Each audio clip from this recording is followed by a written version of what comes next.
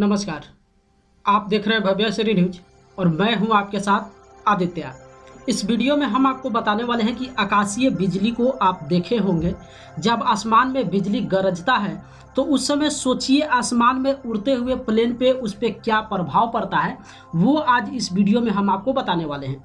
सबसे पहले आकाशीय बिजली के बारे में आप ये समझ लीजिए कि जब आसमान में बिजली गरजता है और नग्न आंखों से कोई भी व्यक्ति उस बिजली को देखता है तो थोड़ी देर के लिए उस इंसान की आंखें भी चौंधिया जाती है। तो सोचिए उस गर्जन के बीच से अगर प्लेन गुजरे तो उस प्लेन पे क्या बीतेगा, वो आज इस वीडियो में आप जानेंगे। लेकिन उससे पहले, सारी बातें जानने से पहले हम आपको ये बता दें कि उस बिजली के गर्जन से प्लेन पे कोई भी प्रभाव नहीं पड़ने वाला है। ऐसा क्यों होता है आगे चलकर हम आपको वीडियो में बताएंगे। लेकिन उस बिजली के बारे में हम आपको सबसे पहले ये बता दें कि लगभग ये अंदाजा के अनुसार बताया जाता है कि आकाशीय बिजली जो एक बार गरजती है उसमें लगभग 1 अरब वाट का ऊर्जा उत्पन्न होता है। और जिसमें अंदाज़ा आप लगा सकते हैं कि अगर एक 60 वाट के बल्ब को हम जलाएं तो लगभग एक आकाशीय बिजली के गर्जन से 6 महीना तक लगातार 60 वाट के बल्ब को हम जला सकते हैं। तो आप सोच सकते हैं उतनी ज़ोरदार गरज के बीच से अगर प्लेन गुजरता है फिर भी प्लेन पर कोई प्रभाव नहीं पड़ता है। आखिर उसका रीज़न क्या है? तो सबसे पहले हम आपको ये बता दें कि जैसा कि आप इस बात को भली भांति जानते होंगे कि प्लेन के अंदर जो पायलट उसको संचालित करते हैं, जो प्लेन को उड़ाते हैं, उस प्लेन के अंदर एक वेदर रडार मशीन लगा हुआ होता है।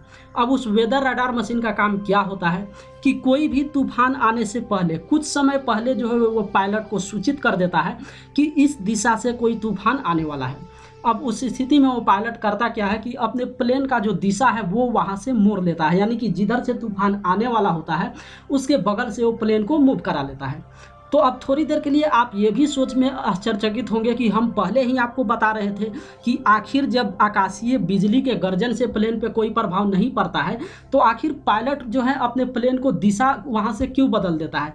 जब प्लेन पे कोई प्रभावित ही नहीं प्लेन होता है तो फिर आकाश के बिजली के बीच से ले जाने में पायलट को क्या प्रॉब्लम होता है। तो सबसे पहले ये समझ लीजिए कि हम आपको बताएंगे कि वो जो प्लेन का सतह होता है, जो उसकी बाहरी या फिर अंदर का परत होता है, उस पर कंपोजिट मटेरियल का इस्तेमाल किया जाता है। अब उस कंपोजिट मटेरियल का कारण क्या होता है या फिर उसका बेनिफिट क्या हो जाता है कि आकाशीय जब भी बिजली गरजती है तो बिजली जब एरोप्लेन के सतह से जैसे ही गुजरता है वहीं से कंपोजिट मटेरियल होने के कारण जो है वापस लौट जाता है। ठीक उसी तरीके से आप ये समझिए कि अगर हम किसी इलेक्ट्रिक को, यानी कि बिजली को, अगर हम कॉपर के पास से प्रवेश करते हैं या फिर किसी एल्युमिनियम के वायर के पास ले जाकर हम वहाँ पे टच कराते हैं तो उसमें करंट उत्पन्न होगी।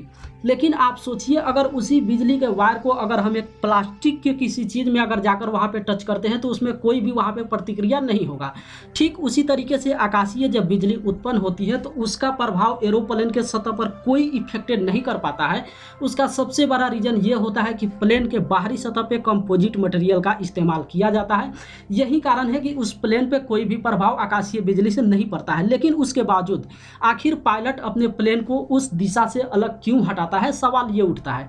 तो इसका सबसे बड़ा रीजन ये है कि आकाशीय बिजली जब उत्पन्न होती है तो वहाँ पे हवा का जो स्पीड होता है वो काफ़ी तेज होता है।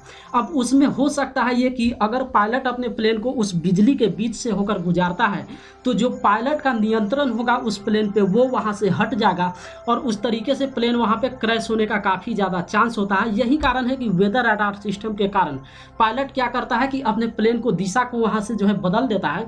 लेकिन सबसे बड़ा सवाल ये उठता है कि जो आकाशीय बिजली होती है वो प्लेन के सतह पे कंपोजिट मटेरियल का इस्तेमाल होने के कारण जो है वो जो प्लेन है वो आकाशीय बिजली से किसी तरह से प्रभावित नहीं होता है।